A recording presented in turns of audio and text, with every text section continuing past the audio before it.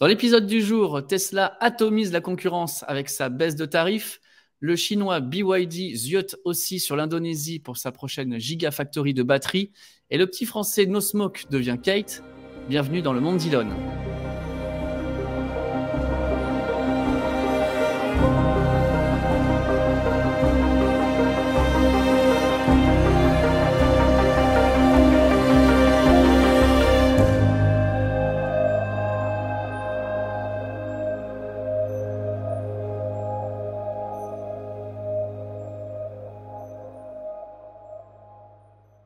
Les amis, bonjour et bienvenue dans le monde d'Elon, le podcast qui fait le point sur ces technologies qui disruptent notre quotidien pour un futur plus durable.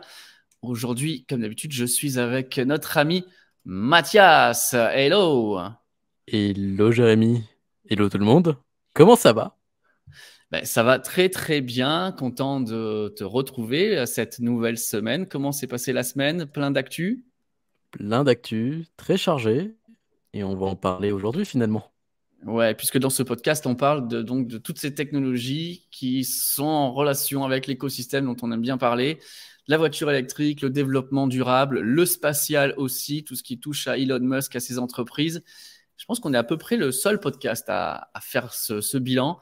Donc, ça me fait très plaisir. Merci beaucoup pour vos retours la semaine dernière. Vous avez été nombreux à revoir ce nouveau format. Dites-nous si ça vous plaît en partie commentaire, balancez des likes, c'est très important pour refaire remonter dans le champ des recherches cette vidéo. Et puis n'hésitez pas à poster vos commentaires parce que nous, on donne nos avis, mais peut-être que vous avez des avis différents, peut-être que vous avez des sujets que vous aimeriez dont on discute. Donc voilà, tout est open. Et tout à l'heure, on vous fera aussi participer avec la question du jour. On verra quelles ont été vos réponses à la question de la semaine. Et on a une petite question pour vous. Mais on commence tout de suite, Mathias, avec quelque chose de français. 3 personnes, donc Mathias Goldenberg, qui est aujourd'hui le CEO, Pierre Escrieux, qui est aujourd'hui le CTO, c'est-à-dire le directeur technique, et puis il y a un arrivant, une personne que vous connaissez normalement, c'est Thibaut Elzière, on en a parlé la semaine dernière, parce qu'il est cofondateur également de la startup Gamma avec les voiles solaires, Ah oui, et on le retrouve aussi chez Kate. Alors Kate, en cool. fait, c'est une nouvelle marque de voitures électriques qui est basée dans les Deux-Sèvres. Ils ne se lancent pas comme ça du jour au lendemain. Ils ont d'abord racheté No Smoke, et ça, c'est une marque qui doit vous dire quelque chose, ou du moins ce visuel-là. C'est cette petite voiture des années 60 qui avait été reprise par Luc Jaglin, donc le fondateur de No Smoke. Il l'avait commencé, tu vois, à construire avec les Chinois. Et finalement, il s'est rendu compte que c'est la qualité de l'époque, elle n'était pas au rendez-vous. Donc il s'est dit, ok, on va produire ça en France avec des éléments qui viennent d'Europe, mais une majorité en 100% français. Finalement, la No Smoke est née. Aujourd'hui, avec le rachat, donc Kate arrive avec l'original ou l'original ou original. C'est cette No Smoke V2 finalement. Là, l'objectif de l'original, c'est d'être un premier financement pour la suite de la marque, mais qui Ouais, reste quand c'était même à les, la, les, les Mohawks, hein, c'est ça, hein, de toute ouais, façon, hein, les les Mohawks mini-mocs. thermiques. Les Américains avaient les Jeeps et donc ils se sont dit, bon, les Ouais. Mohawks, on doit s'y mettre aussi.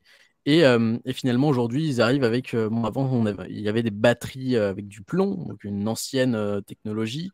Et là, avec la nouvelle arrivée de Kate, eh bien, il y a 3 versions, la Light, 100 km d'autonomie, 70 km/h de vitesse, 160 pour la Medium, et l'Extended, là où on part sur du 220 km d'autonomie, vitesse 90 km/h. Et là, sur cette version boostée, on se situe autour des 22 kilowatts de puissance. Voilà. Tu peux la personnaliser comme tu le veux. Donc, par exemple, là, j'ai mis jaune miel. Je vais mettre en noir. J'ai mes jantes, je vais mettre noir aussi, mes sièges, mes ceintures de sécurité. Et après, tu as d'autres options supplémentaires, mais là, c'est que tu peux demander. Mais en gros, c'est vraiment de proposer un produit fun, une voiture fun électrique pour du loisir. Et aussi, bon, la target, c'est aussi les entreprises, le B2B, les entreprises de location au bord de la mer, les Mm. golfs notamment. Donc, c'est pas du tout une vision de vouloir euh, vendre ça à tout le monde. C'est vraiment un produit qui va venir alimenter la vision future. Et la vision actuelle, c'est la micro-voiture. Parce que Kate, est-ce que tu sais ce que ça veut dire, Kate? Ouais, c'est certainement pas le prénom de la femme du patron. Non. Pas du tout. Pas du tout. Tu vois, on vient sur ce concept de micro-voiture. Tu vois, c'est les Japonais, ils avaient commencé les micro-voitures au début. Eh bien, ça, c'est en référence à la Kei-car. Donc, c'est ces petites voitures qui sont de base très citadines. Mais là, la vision de Kate, c'est d'arriver avec la K1 ou la K1. Donc, une voiture micro de 450 kg à peu près. Oh. L'objectif, c'est d'avoir un véhicule accessible en termes de prix et en termes de qui peut la conduire. C'est-à-dire qu'avec un permis B1 et dès 16 ans, tu pourras la conduire. Donc, c'est un produit qui va essayer de toucher les papis, les mamies, les personnes actives et des personnes beaucoup plus jeunes qui veulent se rendre au lycée, faire des études. Bref, on peut parler des déplacements pendulaires, les déplacements du quotidien, se rendre à l'école, au travail. Aller chercher les enfants à l'école. Bref, c'est le futur finalement qui arrive chez Kate. C'est d'arriver avec cette. D'ailleurs, c'est même pas une voiture. Si on part sur la législation, c'est pas Comme une un voiture. Twizy, en fait.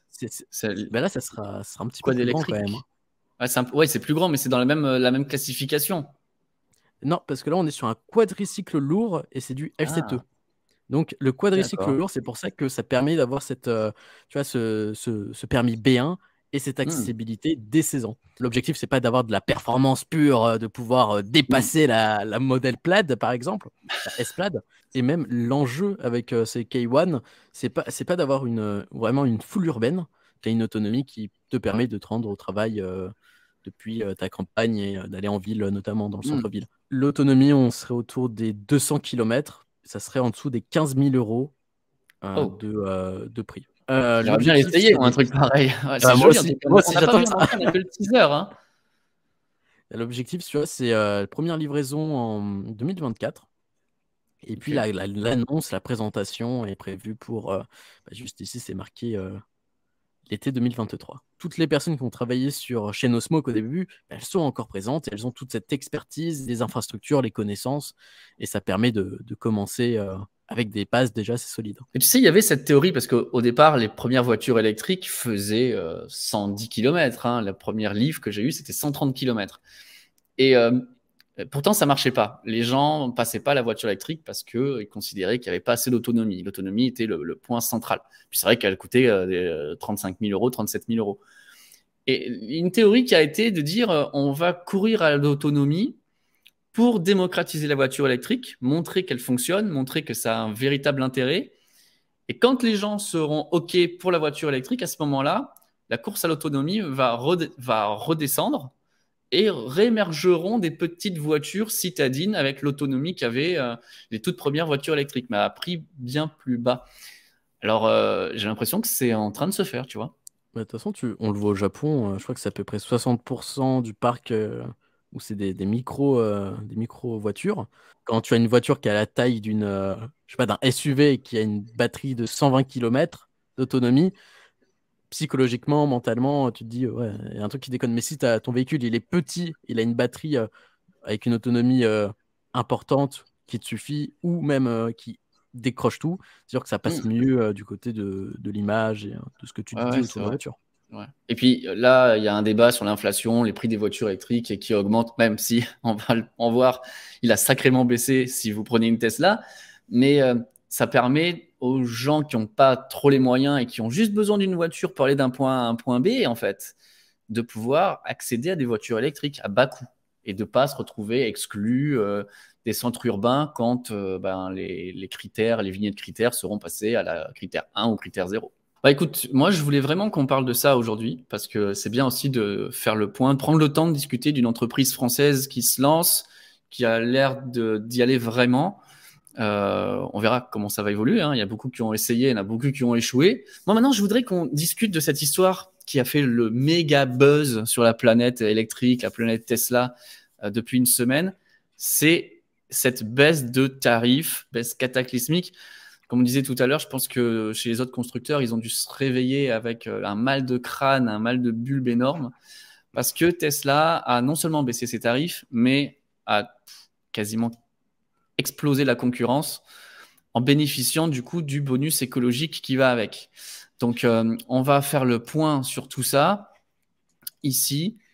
avec la Model 3 qui a perdu 13 500 € en une nuit, puisque maintenant, depuis le 1er janvier, le bonus écologique, il n'y a que 2 paliers. En fait, c'est soit tu es en dessous des 47 000 € et tu bénéficies de 5 000 de bonus, je parle pour les particuliers, hein. Et au-dessus de 47, eh ben, tu as 0. Avant, tu avais un palier entre 47, enfin c'était 45, puis 47 et 60 000 où tu avais 2 000 €. Là, c'était clac, plus rien. Et comme par hasard, le modèle Y, pour parler que de lui, là, il était à 47 900. Donc, pour 1 000 € près, ben, je ne sais pas si c'était fait exprès de l'État ou quoi, mais le modèle Y, qui est censé être la voiture la plus vendue au monde d'ici cette année ou l'année prochaine, best-seller mondial, ne bénéficiait de rien du tout.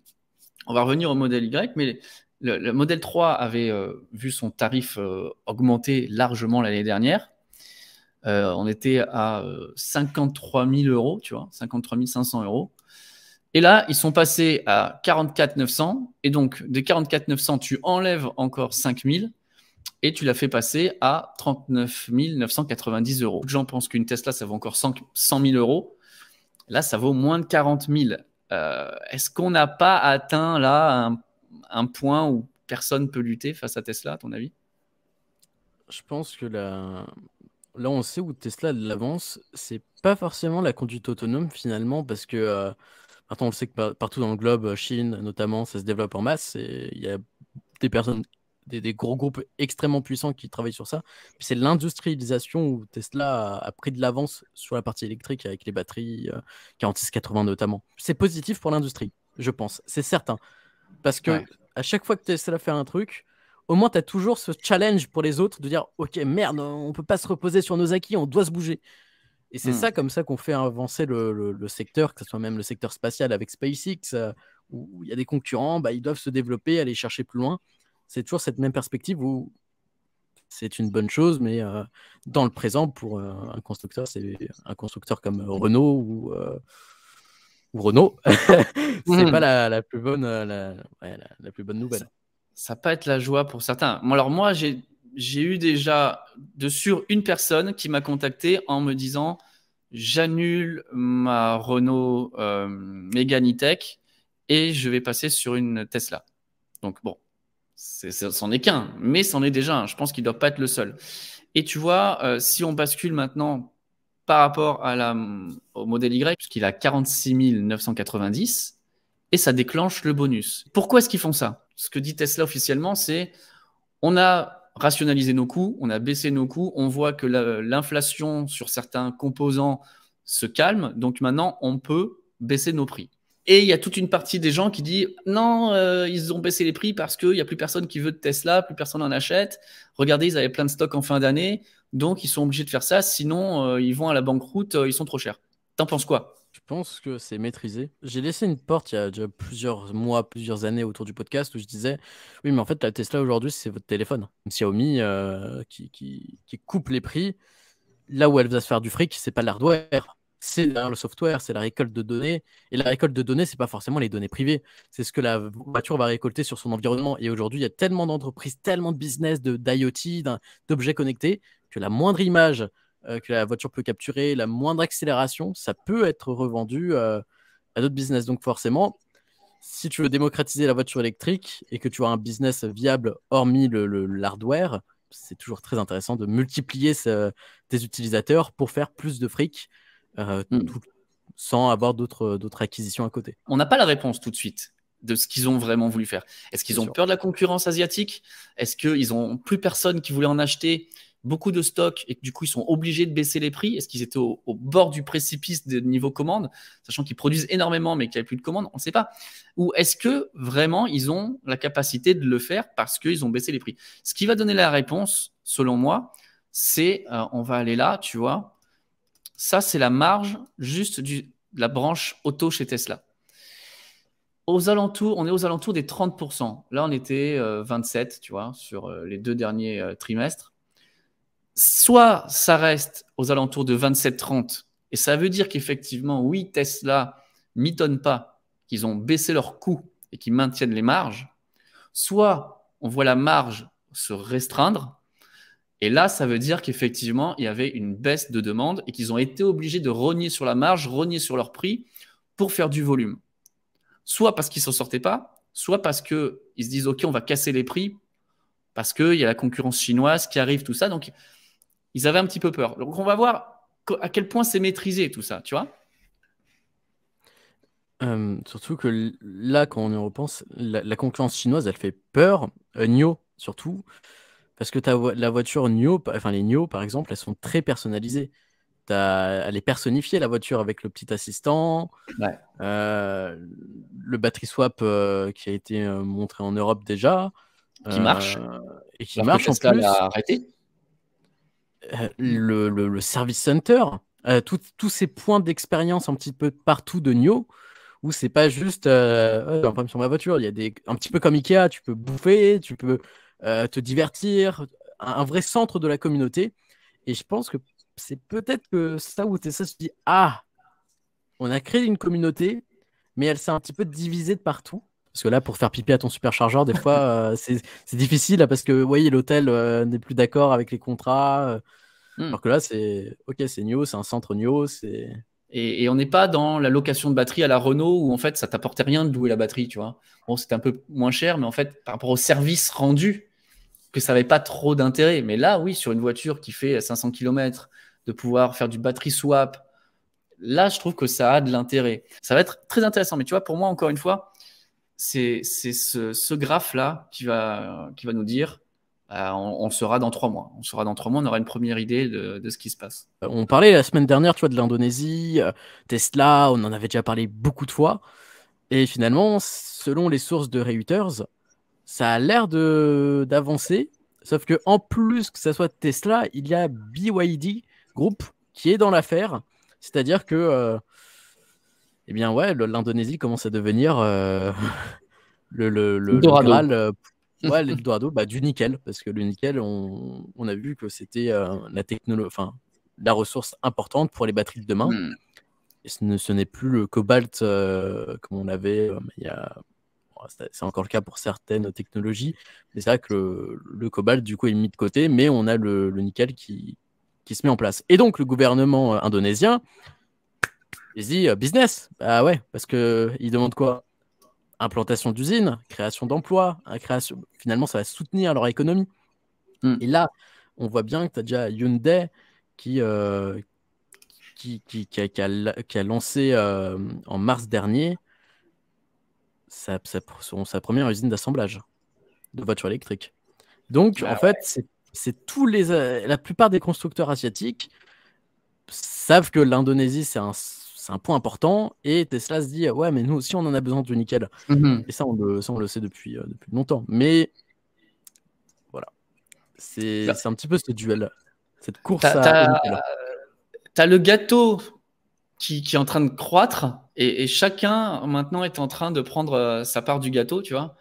Donc il n'y a pas que Tesla dans la vie, mais Tesla maintenant doit faire avec la concurrence, a certes un avantage certain sur, bon, je parle pas des constructeurs français, européens, ça c'est clair parce qu'ils ont un retard à l'allumage, mais en Asie, ils produisent déjà beaucoup de batteries, alors ils sont partenaires avec eux, mais en même temps ils sont concurrents, c'est ça qui est amusant aussi, hein, parce que je t'achète les batteries, mais en même temps, je veux faire les miennes. Et si tu me prends toi la mine, ben moi, je pourrais pas faire les miennes. Donc, c'est pas facile de naviguer en ce moment, je pense. Si on est Tesla, il faut garder plusieurs pions d'avance parce que tout le monde a envie de les manger et ils sont plus les seuls à table, quoi.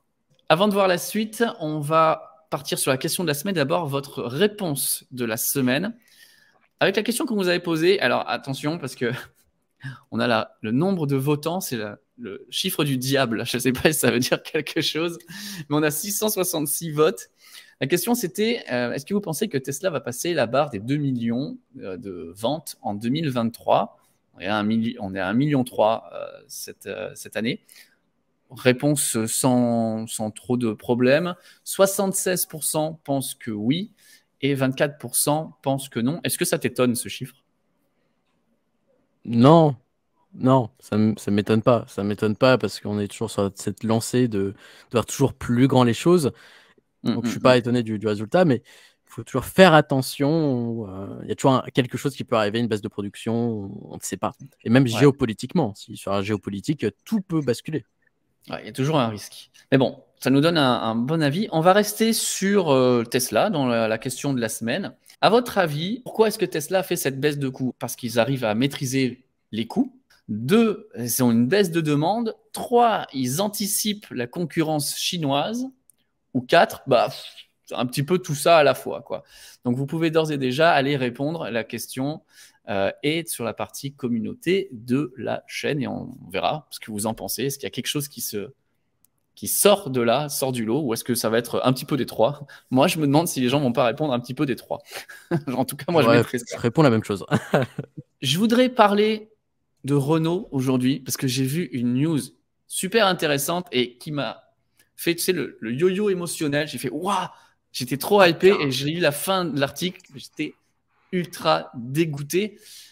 C'est par rapport à la charge bidirectionnelle. On en parle souvent sur la chaîne, l'avenir de la voiture électrique, tout cet écosystème, pourquoi on peut produire notre électricité, la stocker, la renvoyer dans le réseau après, qu'on va pouvoir monétiser tout ça. On en parle avec Decibel, les Canadiens. Et là, je vois quoi? Un article d'Automobile Propre qui dit Renault prépare un chargeur embarqué pour plus rapide et bidirectionnel. Waouh! Ça y est, on est dedans. Réduction de 30% de l'échauffement, réduction de 30% de la perte d'énergie, des technologies matériaux innovants avec des semi-conducteurs, enfin bref, un truc, on se dit, ouais, les gars, ils se lancent dedans. Et tout en bas de l'article, qu'est-ce que je vois? Marqué, Renault indique que, je cite, cette innovation française unique sera déployée sur les véhicules Renault d'ici la fin de la décennie. Véhicule to home, véhicule to grid, d'après les infos que j'en ai, ça va exploser cette année, 2024-2025. Pourquoi Renault nous dit on va faire un truc et on va sortir ça potentiellement 2028, 2030? C'est quoi le problème? Parce que moi, si je peux me permettre, j'ajoute une référence aux personnes qui l'auront. C'est Maman travaille sur un moteur hybride mon ange. Voilà, la pub Renault F1 Team / hybride Renault Tech, Renault e-Tech. Bref, c'est ça où, en fait, c'est la stratégie Renault qui est problématique. C'est-à-dire qu'ils ont l'hybride rechargeable, l'électrique, ils ont toujours la partie thermique.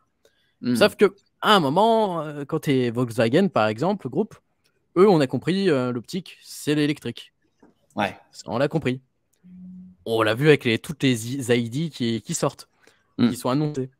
Renault, il y a la voiture hybride en mode, c'est la chose la plus révolutionnaire qu'il existe.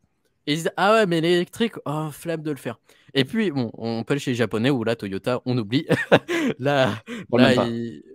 Bon, après, d'un côté, tout le monde s'était moqué d'eux sur l'hybride, donc on peut les comprendre, on les comprend.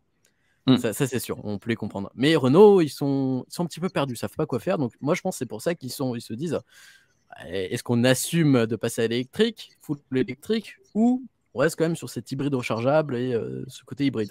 Moi, je me suis dit, waouh, ça va arriver dans toutes les voitures Renault avec une upgrade de la Mégane. Ça y est, go, go, go, quoi. C'est triste pour un constructeur légendaire, pour un constructeur français qui, quoi qu'on en pense de Renault, Renault a été très présente à l'international ces derniers temps. Donc, on va pas parler de la Fergone, mais voilà, c'est globalement, Renault a une grande importance mondiale. Et finalement, bon, peut-être qu'elle a raté le train de l'électrique, ça c'est sûr. Elle a raté le premier train de l'électrique. Elle essaye de le rattraper. Mais le V2G et le V2H, il faut aussi le saisir.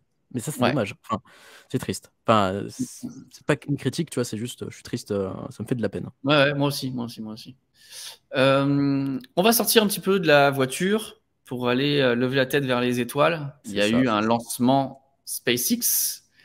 Et bon, il y a tout le temps des lancements SpaceX. C'est quasiment tout le temps. Mais c'est pas tout le temps qu'il y a des lancements avec notre ami, la Falcon Heavy. Actuellement, Falcon Heavy, 5e vol quand même. Hein.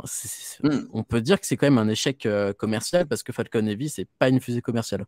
C'est une fusée plus gouvernementale pour des grosses charges et qui lance des grosses charges, le gouvernement, parce qu'ils ont le fric, surtout les Américains. Et on sait qu'il y a le Gateway avec le PPE et le Halo. Donc pour le Gateway, la station spatiale lunaire. Ouais. Et puis là, c'était une mission pour l'US Space Force, ça s'appelait USSF 67, si je ne me trompe pas. Un satellite militaire de télécommunication que l'on ne connaît pas. Et quelques petites charges autour de la cryptographie. C'était des petites charges déployées par-ci, par-là. Et puis, en fait, la chose la plus intéressante, c'est que sur cette Falcon Heavy, les 2 boosters latéraux ont déjà été utilisés sur le vol précédent pour l'US Space Force. Donc là, on parle quand même de plusieurs milliers, vingtaines de milliers de kilomètres pour le déploiement de la charge. On n'est pas sur l'orbite terrestre basse, donc il y a besoin de beaucoup de puissance pour pouvoir déployer le second étage et que la charge se déploie en orbite. Donc c'est 20 000 km et la station spatiale, elle a 400, 500 km, c'est ça? C'est ça, ouais, elle est en orbite terrestre basse. Donc, dans ces eaux-là, de toute façon, c'est en altitude, elle varie tout le temps, avec les débris spatiaux, de toute façon. Et puis, là, on était sur une haute altitude. C'est pour ça qu'ils utilisaient la Falcon Heavy. La charge est lourde, la charge est secrète, et la charge est américaine. Elle est américaine, et il faut la déployer sur une orbite haute, sur une altitude haute. Ok. Donc ça, c'était pour le spatial. La semaine dernière, on a parlé d'éoliennes avec un record de taille, de monstruosité pour une éolienne, 16 mégawatts. Eh ben, figure-toi que aussitôt parlé, aussitôt détrôné, il y a une nouvelle éolienne qui arrive sur le marché. Alors, je vais te partager ça ici. Regarde-moi ça, toujours plus grand. Franchement, si vous travaillez dans le domaine des éoliennes, on aimerait bien avoir des infos par rapport à ça. Savoir est-ce qu'il y a une limite physique qui sera atteinte, qui est targetée, parce que ça devient de plus en plus gros, ces bébêtes. Là, on parle d'une éolienne qui va faire 18 mégawatts en mer, hein, toujours, hein, maintenant, ces grosses bestioles-là. Et donc là, c'est le site Révolution énergétique qui nous en parle. Ce que j'ai trouvé intéressant dans cet article, c'est qu'il remet en perspective, en fait, cette éolienne par rapport à ce que l'on a en France, sur Terre, et ce que l'on a en mer. On nous dit qu'en France, on a en moyenne des éoliennes qui font 2,7 mégawatts. Donc on est 5 fois plus, tu vois, largement par rapport à ce que l'on a aujourd'hui. La moyenne d'une éolienne en mer, c'est aux alentours de 8 mégawatts. Et en France, on a installé un parc éolien, Saint-Nazaire. Il y a 80 turbines qui ont une puissance de 480 mégawatts, qui doit produire 1,7 gigawattheure par an. Mais si on avait remplacé ces éoliennes, donc 80, tu les remplaces par seulement 24 chinoises, là, tu arriverais au même résultat. Et si tu mets 80 de ce nouveau standard, tu as 3 à 4 fois plus d'énergie produite annuellement. Plus gros, pour en mettre moins, c'est finalement ça le futur de l'énergie renouvelable et des éoliennes, en fait. Après, il y aura toujours la limite du côté aérien, forcément. Ouais. Mais en fait, la capacité, elle va toujours. Maintenant, est-ce que c'est scalable? Est-ce qu'on va avoir la capacité maintenant de gagner en efficience tout en gardant une taille acceptable? Je pense que ça va être ça le prochain challenge, parce que maintenant, on commence à garder des technologies sur comment produire plus. Mais est-ce qu'après, à un moment, on va arriver sur ce spectre où la miniaturisation de la tech, finalement? La machine disposera d'un rotor de 260 mètres de diamètre, balayant une surface de 53 000 mètres carrés. Je ne sais pas si on n'arrive même pas à imaginer la taille du bazar. Un tour, ça va générer 44,8 kWh. Donc, en gros, un tour, tu prends une Zoé actuelle, la 50, tu la charges quasiment à plein avec un tour. 15 700 foyers français, eau chaude et chauffage compris.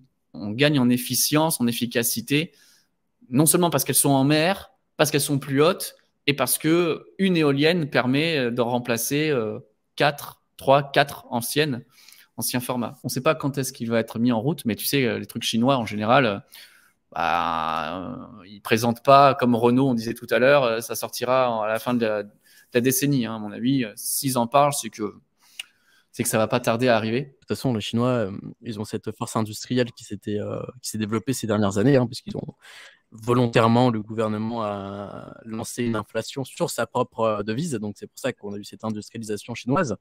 Sur quoi tu travailles? Qu'est-ce qu'on va pouvoir voir sur ta chaîne très bientôt?